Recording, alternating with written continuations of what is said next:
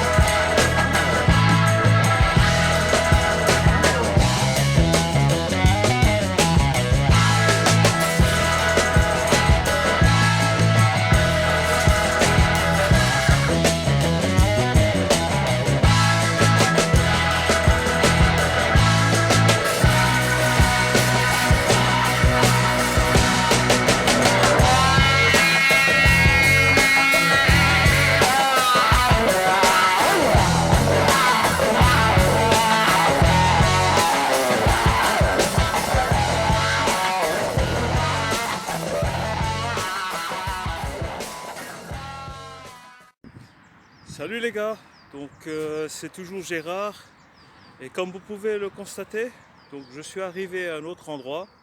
Donc après avoir quitté l'allée de l'amour, donc je me suis donc rendu à une autre allée. Donc cette fois-ci c'est un allée qui se trouve tout près d'un monument ou d'un endroit commémoratif. Et donc on va aller bien sûr découvrir ce lieu. Et ensuite, on va donner le top départ pour cette séance d'entraînement. Donc, on peut dire que j'ai déjà fait. Je vais mettre mes lunettes si cela ne vous dérange pas, parce que le soleil tape aujourd'hui. Voilà, c'est beaucoup mieux. Donc, comme je vous disais, donc j'ai déjà fait presque 2 km. Et donc, cela m'a servi d'échauffement. Et donc juste pour vous dire comment je me sens aujourd'hui, je me sens fatigué. Et hier, donc on a eu cette balade dans le centre de la ville, comme je vous ai rappelé en début de cet épisode. Et donc je sens que mes bras aussi, non seulement mes jambes, sont en train de travailler.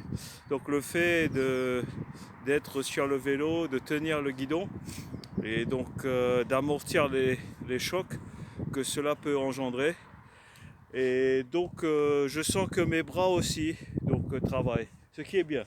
Bien sûr quand on fait du vélo, et donc il y a aussi l'abdomen qui travaille pas mal, n'est-ce pas? Donc aujourd'hui je suis assez pressé d'en découdre puisque je sais que je vais suer. Donc c'est un peu le principe. Donc je vais essayer de ne pas trop faire le cinéaste pour une fois et me concentrer sur l'effort, sur la dépense des calories. Voilà, je vais juste vous montrer cet endroit. Donc je vais juste utiliser la caméra donc, de la face avant. Donc je vous dis à tout de suite.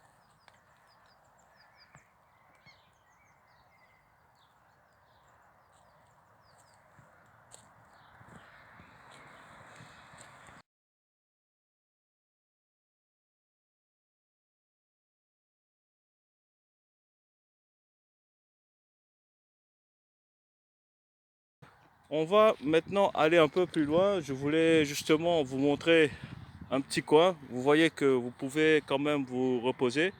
Et il y a des parterres des deux côtés, donc qui vont certainement accueillir donc des, comment on appelle ça, des boutures.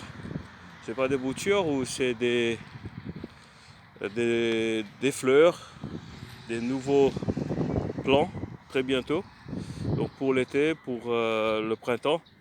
Malheureusement donc cela n'a pas encore été fait, mais vous voyez que quand même des deux côtés vous avez du jasmin. Non, c'est pas du jasmin, c'est du lilas.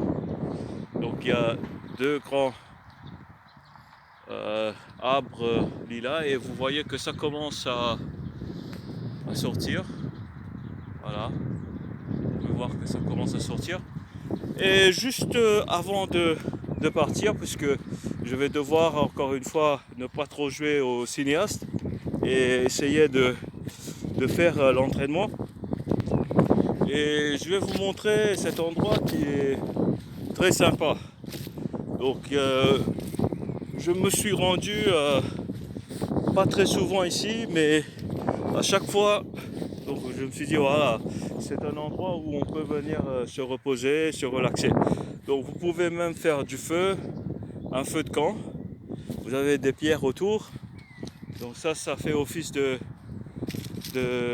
comment on appelle ça, de foyer de feu. Et vous avez tout autour la possibilité de vous asseoir, de jouer à la guitare, de chanter, de rigoler, de faire donc un grand pique-nique, de pique-niquer. Et donc c'est très sympa comme endroit.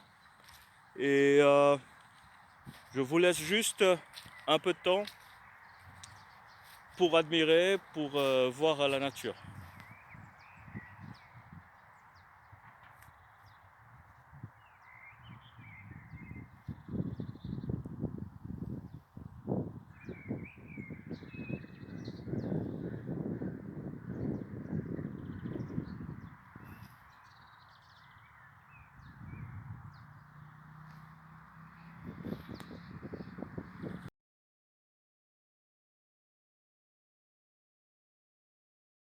Eh bien, chers amis, donc nous sommes arrivés à l'heure du départ, donc du départ de cette séance d'entraînement. Donc, je vais très probablement pédaler pendant pas mal de temps, donc sans m'arrêter et sans faire d'autres vidéos. Et ce qui est bien, puisque comme je vous ai dit, il me faut aussi me concentrer sur mon objectif. Mon objectif principal, c'est de perdre donc environ 20 kg, 20 à 25 kg. Et donc je vais donner le top départ ici même, donc à cet endroit commémoratif, on va dire. Et donc pour juste voilà vous montrer, donc j'ai acheté cette boisson, donc Berze Sula. Berze Sula, c'est le jus de bouleau. Et donc c'est un jus qui permet de faire la désintoxication. Et donc voilà, je vais y aller. Et j'ai ma montre qui est ici. Je vais essayer de me connecter avec le satellite. Et ensuite je vais donner le top départ. Donc outdoor, c'est pas ça. Donc ça fait pas mal de temps que je n'ai pas utilisé ceci. Et je souhaite simplement avoir... Non, je vais mettre run. Attendez. Je m'excuse, mais je fais tout en direct. Timer. Non, c'est pas ça. Run. Voilà. Je fais OK. Je sais pas comment on fait pour changer de indoor à outdoor. Voilà. C'est en recherche de connexion avec le satellite. Donc c'est un vieux Timex qui m'a servi auparavant pour m'entraîner et me préparer pour la course dont je vous ai parlé plus tôt durant une de mes premières vidéos. Et donc je pense que ça ne serait tardé pour que la connexion soit établie. J'entends un bip et voilà, oui. Donc qu'est-ce qu'on me dit? Et je vais faire start. Donc voilà. Et top départ. Voilà, je vous laisse mesdames et messieurs, à tout à l'heure.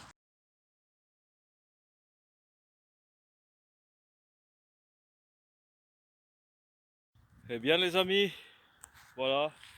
Donc j'ai fait un arrêt puisque franchement je ne suis pas en excellente forme et donc franchement c'est dur. Voilà, pour dire la vérité, donc je me sens mal et voilà, c'est beaucoup d'efforts. Et je suis arrivé maintenant à l'entrée, donc on va dire, comment on va appeler ça, d'un hameau qui n'est pas trop loin de Jelgava. Donc ça s'appelle Vitolini.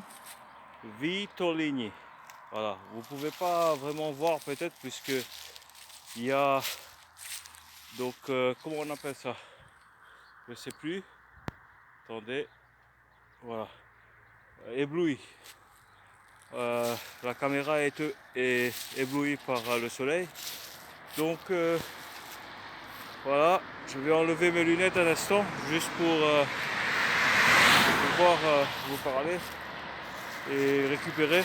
Donc je suis à court, je veux dire, je suis essoufflé et j'essaie de récupérer mon souffle. Et donc c'est une expérience assez sympa et ce n'est que le commencement. Donc par la suite, bien sûr, je pense faire peut-être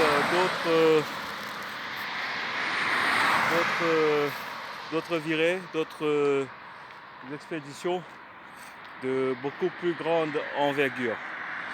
Donc voilà, je voulais m'arrêter et vous montrer le panneau de ce hameau, Vitolini. Et je vais maintenant reprendre la route. Je vais essayer de rester motivé. Donc je vous ai parlé de ce jus que je vais d'ailleurs en prendre une gorgée. Donc ce jus Berzusula, donc le jus de bouleau. Donc je vous ai dit, qu'est-ce que je vous ai dit? Donc c'est bon pour la désintoxication. La désintoxication, c'est pas ça. Parce que la désintoxication, c'est quand vous êtes addict, donc vous prenez des drogues, des substances, comment dire, des narcotiques, on va dire. Voilà. Et donc c'est pas ça du tout, hein. La désintoxication, c'est pour faire cette cure Donc ne plus prendre, ne plus être dépendant de ces substances, donc qui a des effets donc sur votre corps, sur votre mental et tout. Et donc tandis que la détox c'est plutôt donc pour maigrir.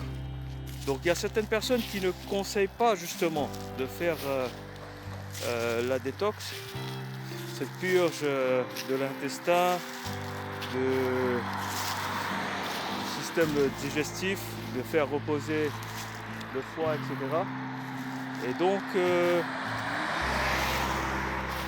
moi je prends un peu, puisque je sais que cette période pendant laquelle ce jus est disponible, donc est très court. Déjà là, donc très bientôt, ce sera plus disponible en supermarché, puisque dès que les feuilles apparaissent, donc c'est plus possible de faire comment on appelle ça,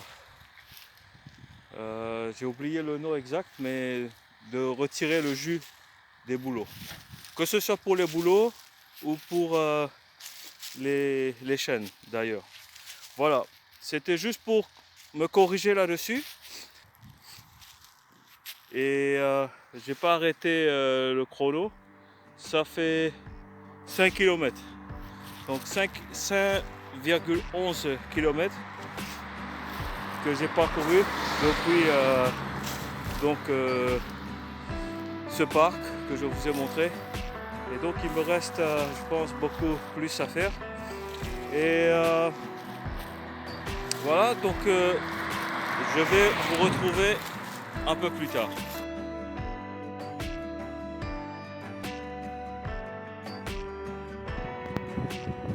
Donc chers amis, voilà, j'ai fait un autre arrêt en bord de route.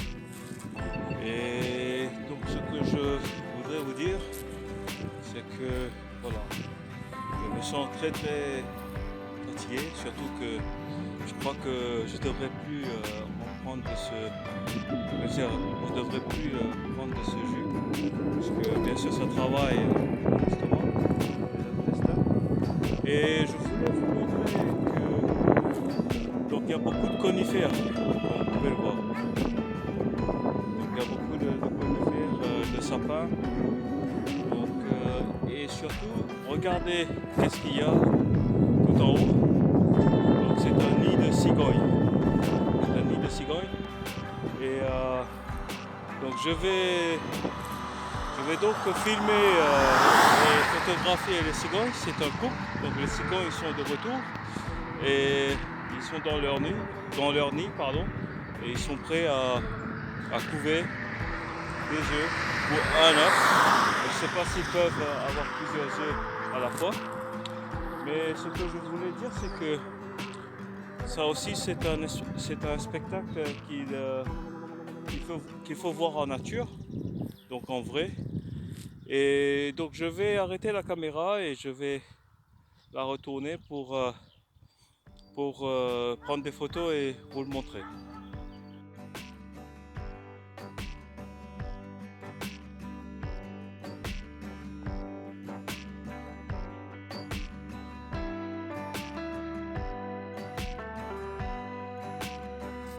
Alors voilà, donc vous avez le nid et les deux cigognes sont là. C'est un couple bien sûr, c'est un mâle et une femelle, et ils sont là tranquilles. Normalement on dit que si vous avez des cigognes dans votre cour, c'est que vous avez beaucoup de chance. Donc les cigognes, c'est considéré comme un porte-bonheur. Et donc au loin vous avez aussi cette très belle chêne. Vous pouvez le voir. Voilà. Il y a un homme ou je sais pas, une personne donc qui va donc, se promener dans les plaines. Donc vous avez pu admirer un peu la beauté de la Lettonie en campagne. On n'est pas vraiment en race campagne, en rase campagne on dit. En rase campagne, donc voilà. Donc un beau jour je vais vous emmener. Donc très certainement il y a des chevaux, il y a des fermes et tout. Et il y a des animaux sauvages qui habitent les bois, qui se trouvent donc juste là. Mais pour l'heure, il me faut me dépêcher, puisque le soleil va bientôt se coucher. Et si je veux donc vous montrer votre surprise, la surprise du jour, donc il me faut avoir la possibilité d'avoir un peu de clarté, de lumière. D'accord? Donc à tout de suite les gars, je crois qu'il y a voilà, une grosse vache qui est là-bas. Donc on va terminer là-dessus. La vache qui est en train de brouter. Voilà. Finalement je suis arrivé à destination. Et donc la surprise se trouve juste là. Donc je suis devant le portail de cet enclos. On peut dire un châssis aussi. Donc il y a des cerfs qui se trouvent de l'autre côté, qui sont en train de gambader, de sauter, de brouter. Voilà. Donc voilà, il est, je sais pas, donc j'ai parcouru déjà 14 km, 2,7 donc mètres. Donc il me reste aussi à faire le chemin inverse, donc ce qui va faire à peu près 30 km comme je vous ai dit. Donc c'est bien sûr un peu plus de 30 km, mais vu que le soleil donc est pratiquement couché maintenant, voilà, vous voyez, donc le soleil est pratiquement couché, donc je vais pas m'attarder et voilà, je vais juste vous montrer. Coucou les amis. Oh, donc les cerfs et les biches. Voilà, venez, venez, venez, venez. Venez les cocos, venez, venez, venez, venez. Oh les cocos. Oh. Venez les cocos. Voilà, ils veulent pas venir malheureusement. Mais il n'y a pas longtemps ils étaient là. Donc il y avait d'autres personnes qui étaient en train de les câliner, de les caresser et tout. Donc il y a beaucoup de personnes qui viennent aussi avec leurs enfants bien sûr, leurs enfants. Une autre fois peut-être je vais prendre plus de temps pour vous montrer et tout, mais là-bas ils sont en train de jouer comme s'ils sont donc je sais pas moi, dans une cour de récré. Ici c'est les jeunes, donc les jeunes ont beaucoup d'énergie, sont en train de galoper, voilà, ils sont en train de faire la course. C'est rigolo de voir, hein, donc des cerfs en train de courir comme jouent les chiens des fois, hein, de courir en rond et tout, voilà. Il est 8h moins quart. Donc 8h moins quart, je pense que combien d'heures ça m'a pris 1 heure de temps pour venir ici, jusqu'ici. Et je pense que voilà, il me faut partir pour arriver à 9h moins quart à peu près. Donc je vais allumer mes phares puisque franchement aujourd'hui cela n'a pas été une rigolade, hein. Ça n'a pas été une rigolade, c'était vraiment vraiment dur. Vraiment dur. Voilà, j'allume mes phares pour être visible. Et donc les amis, voilà, je vais vous laisser. Et lorsque je serai rentré, je vais donc faire une autre vidéo si j'ai la force et le courage.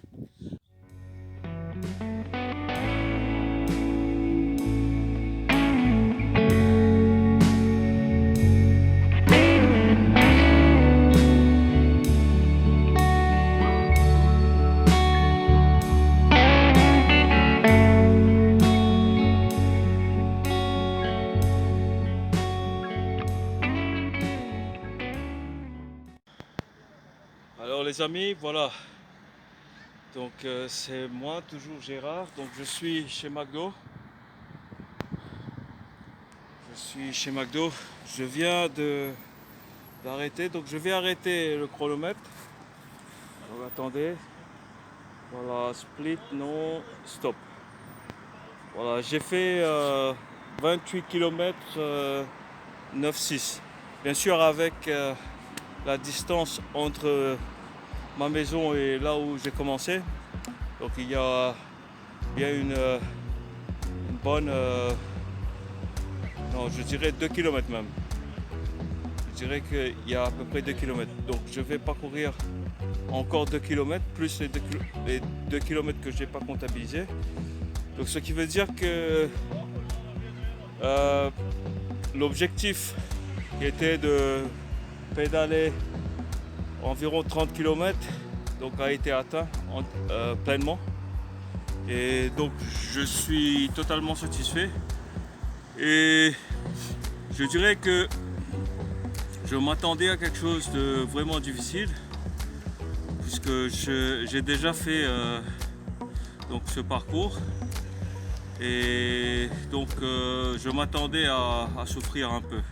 Surtout que je suis en train de reprendre ma forme. Je suis en très mauvaise forme, on va dire. J'ai beaucoup sué et des très bonnes sensations qui m'ont rappelé un peu ce que d'habitude je ressentais. J'aimerais parler un peu en débrief de l'importance d'avoir des bons équipements.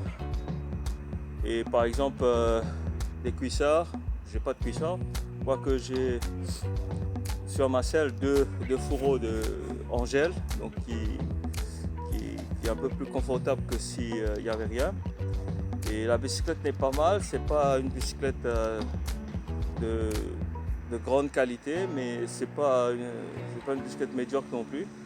Donc c'est de gamme moyenne, on va dire. Sinon, voilà, la technologie, les gadgets, tout ça, j'ai utilisé cette montre, mon Trusty Timex. Trusty Timex, donc mon fidèle Timex, ma montre que j'ai acheté il y a à peu près maintenant 6 ans, 7 ans. Et voilà, donc j'ai aussi au bras donc un autre téléphone pour faire de l'écoute, donc en faisant de la bicyclette. Question visibilité, c'est important aussi. Donc je dois dire que les conducteurs ici, on les connaît, donc ils sont assez courtois, donc ils passent à une distance à peu près de 2 mètres, 2 mètres 5 même des cyclistes, donc ils respectent assez les cyclistes. Donc c'est une très bonne chose. Et donc demain je pense que je vais faire un lazy day, donc je vais me reposer, je vais essayer de me reposer. Et aujourd'hui ça a été très intense, donc 30 km, plus de 30 km. Et par contre mes jambes, donc voilà, j'ai ressenti, j'ai eu de très très bonnes sensations, de l'endorphine, que du plaisir, de la souffrance. Et il en faut pour s'améliorer, pour devenir plus fort, pour se renforcer mentalement, physiquement, moralement. Et j'espère que cette expérience que je partage avec vous donc vous sera aussi une inspiration et pour faire du sport. Et le fait de faire du sport pendant plus de 2 heures, c'est vraiment quelque chose qu'il faut expérimenter, il faut essayer, parce que normalement on dit voilà, il faut simplement faire du sport 30 minutes par jour, donc une petite routine et ça suffit. Mais moi je vous conseille de faire du sport donc à peu près pendant à peu près 1 heure, puisque votre corps a besoin justement d'être dans cette zone rouge où vous commencez à être en difficulté et dans laquelle vous repoussez vos limites et vous développez de l'endurance. Donc il y a des hormones aussi, il faut savoir qu'il y a des hormones qui vous donnent ce claquage. Donc vous claquez, vous vous trouvez face au mur, vous ne pouvez plus avancer. Donc les sportifs savent parfaitement de quoi je parle. Donc c'est surtout les marathoniens et tout, donc, ou les coureurs de fond qui expérimentent cela. Mais pas que, peut-être aussi les cyclistes.